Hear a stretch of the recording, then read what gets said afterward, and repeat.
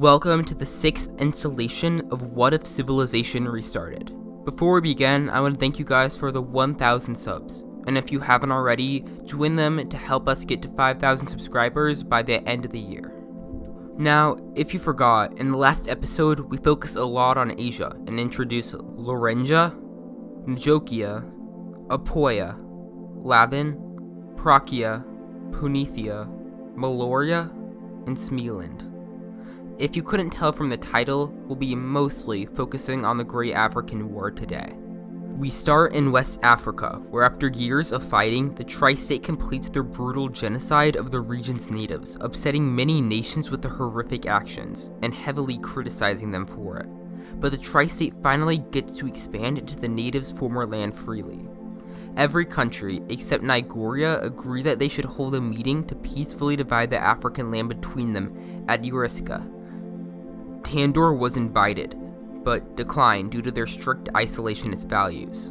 As mentioned before, many of the African nations are enraged at the alliance for killing the natives, especially Brazza, which was formed as a union of natives. Furthermore, Nigeria is banned from the Orisa Conference. In the conference, it's decided that Cursia gain all of the northern African coast that wasn't already taken. The nations allow Cursia to take some of the eastern shore, and Brazza is allowed to obtain more northern land. Vertalia is given much more land up to Lueki and Brazza and down to Najokia and Laurentia. Malawi expands north up to Lake Victoria. Lueki takes much of Central Africa up to the Sahara. Jandor takes more of the Horn of Africa, and in a trade deal takes back their old capital in exchange for Niorna getting more land up north. Nilaria expands to the south and west along the Nile and into the Sahara. Tandor takes more land around southern Africa, and two new civilizations in West Africa were given support to form their own countries as a way to keep out the Tri-State, these being Eskar and Moriana. Zandor, despite attending the conference, gained no land and even lost a small border territory to Najokia. This division notably disregards Nigeria, further souring relations and greatly increasing tensions. Just a quick reminder, these are our territorial claims and lots of areas are completely unpopulated. You may have noticed that most of the Sahara Desert is unclaimed. It's most likely going to stay that way due to its sandiness. However, a gang of desert pirates do start using that unclaimed land to sneak from country to country to take advantage of markets, so we'll shade it in for now. The Tri-State Alliance of Nigeria begins sinking ships of the members out of spite of being left out. Days later, a trade ship traveling off Brazza's coast passes a warship. Believing they may be sunk by the Iridian ship, the Brazzan warship sinks the vessel. The Alliance doesn't take it well and declares war on Brazza. Vertalia and Lueki then declare war on the Alliance hours later. Brazza, Vertalia, and Lueki's alliance was later coined the African Conference Enforcers, or ACE. Eurus and other nations warn the Tri-State Alliance that they will join ACE if they attack Eskar or Moriana. The Tri-State Alliance, or the Alliance, sends the largest fraction of their army, also known as the First Faction, into northern Brazza. Luckily for them, ACE is ill-prepared, with some of their northern towns having no army at all. Eventually, they reach Kaiolao, the largest town of northern Brazza. After days of fighting throughout the city, Kaiolao and most of northern Brazza fell under Alliance occupation. Lueki is shaken by the Alliance's quick progression and stations troops onto their northwestern border to stop Nigeria's eastern campaign. Meanwhile, Brazza gives up on retaking the north, moving their focus to stop further progression into the south, and instructs Vertalia to send an army to land on the Alliance's coast in hopes of splitting their forces to a more manageable amount. Vertalia's fleet lands on the Alliance's coast 2 weeks later, where they're greeted by the third largest faction of the Alliance's army. For the next 6 hours, neither side can advance. Vertalian ships yet to land decide to shift course slightly to the east. They manage to avoid the Alliance, and after landing, they launch a surprise attack from the back, destroying the Alliance's third faction. Vertalia's army then moves further north, slightly slowed by smaller factions of the Tri-State's army. To the west, the second faction of the Alliance's army prepares to launch an invasion of Eskar. Back in the east, Braza and Lueki see a golden opportunity to start reclaiming northern Braza after the Alliance moved troops back to defend their homeland from Vertalia's invasion.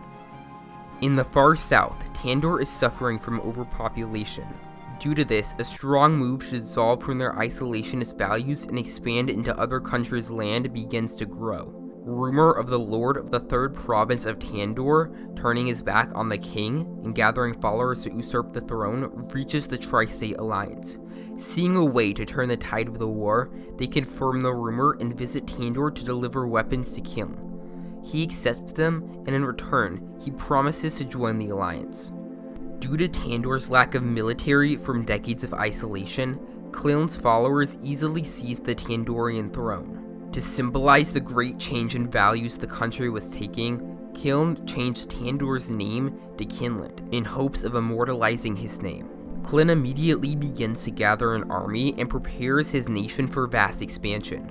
The underdeveloped southern parts of the young nations of Najokia and Lorinja are Kinland's first targets. He declared war immediately and began his conquest of southern Africa. Vertalia moves some of their forces out from the Tri-State and into northern Najokia, ready for whenever Kinland reaches the populated areas. Eurus and Malawia declare war on Kinland and send military aid to Lorinja.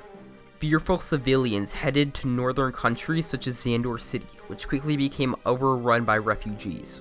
Back in the north, Nigoria launches an invasion of Eskar, facing little opposition, partially due to the lack of nations on the west coast to send aid to Eskar, and the overall underdevelopment of the area. By the end of the month, Eskar's capital, New Gotyan, is occupied by the second faction.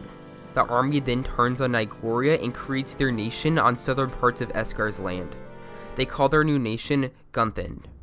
Gunthand signed a treaty with the Alliance to send money for the war, and in return, secretly, they would peacefully coexist. Jandor, Malawia, and Eurus halt their plans to invade the Tri-State, seeing Gunthand as no threat to African peace and signing a treaty with Nigoria. With Eurus now fully focused on fighting Kinland, Lajornia and Najokia can stop Kinland from taking more of their land and even manage to take back some of it. Kinland fears that he's only going to lose more land, so he travels to Malawia.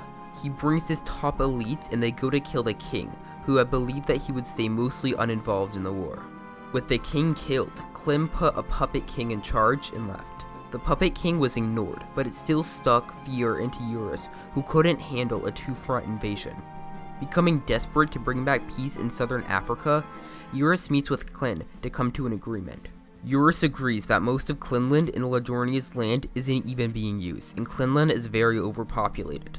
They agreed that Kinland could keep some of the land without repercussions if, in return, they and Malawia would return to their peaceful ways. Lorinja and Najokia are both very upset they were left out of a meeting to decide their own fate, but could do nothing against it. The Malawian people are especially upset that the puppet king was now recognized by Eurus. A Malawian rebel group decides to team up with the army to retake their land from Kinland's puppet king. The next night, the rebels sneak into the palace and set fire to the grounds, killing the king in his sleep. The rebels' leader is crowned king, only to be killed by the military's admiral the next day. In a turn of events, Moriana betrays Ace and teams up with Gunthand to take the rest of Eskar's land. Since almost no one lives outside of New Gotyan, Eskar quickly crumbles. Gunthand and Moriana then split up the land, with Gunthand taking the south in New Gotyan, and Moriana taking the rest. Across the Atlantic, Sampdoria still exists. And since we've last been over to this side of the world, some new nations have been formed, such as Izikia, which was formed more north due to Sampdorians leaving after their king became too corrupt. Riviera was formed in North America by Izikians who wanted to settle further north. Seguin is founded on the west coast of North America by natives, and Frankenberg is founded between Sagan and Izikia as sort of a buffer state, hoping to get rich off trade for northern and southern nations. The American countries live mostly in peace, remembering little of the old world and its seemingly endless violence. That's the end of this episode, and it's probably going to be the last single continent-based episode, but no promises. Thanks for watching. Bye.